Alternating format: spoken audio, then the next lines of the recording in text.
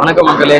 திருச்செந்தூர் கோவிலில் சாமி தரிசனம் முடிச்சதுக்கு அப்புறமா இங்கே இலவச அன்னதானம் போடுறாங்க. அந்த இடத்துல சாப்பாடு சாப்பிடலாம்னு வந்துருக்கோம். இப்போ அன்னதானம் ஹால் பார்த்தீங்க அப்படின்னு பார்த்தோன்னா அட்டன் டைமில் ஒரு 500 பேருக்கு மேலே உட்காந்து சாப்பிட்ற அளவுக்கு ஹால் வந்து ரொம்ப பெருசாக இருக்குது.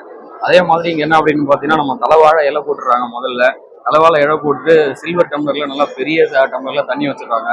வச்சுட்டு இப்போ நமக்கு அப்பளம் வைக்கிறாங்க. உருளைக்கிழங்கு பொரியல் இருக்குது, பூசணிக்காய் பொரியல் இருக்குது, அதுக்கப்புறம் ஒரு ஊறுகாய் கொஞ்சம் வச்சுருக்காங்க, பருப்பு பாயாசம் வச்சுருக்காங்க. சாப்பாடு அதே மாதிரி சாப்பாடு நல்ல அரிசி நல்லா இருக்குது. சாப்பாடும் தேவையான அளவுக்கு கொடுக்குறாங்க. சாம்பார் இருக்குது, ரசம் இருக்குது, மோர் இருக்குது. இன்னைக்கு இந்த சாப்பாடு எப்படி இருக்குன்றதை நம்ம வைக்கும் போதே டேஸ்ட் பண்ணி பார்த்துட்டேன். மிக அருமையாக இருக்குது.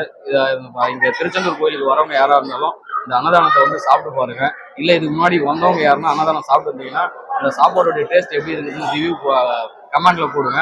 நாங்கள் சாப்பிட்ட வரைக்கும் இந்த சாப்பாடோடைய டேஸ்ட் ரொம்ப அற்புதமாக இருக்குது. ஹோட்டலில் கூட அந்த அளவுக்கு டேஸ்ட்டில் அதே மாதிரி இங்கே கவனிக்கிற மாதிரி கூட ஹோட்டலில் கவனிக்க மாட்டாங்க. அதனால் ஹோட்டலில் போய் சாப்பிட்றதுக்கு பதிலாக இங்கே வந்து சாப்பிடுங்க. நன்றி.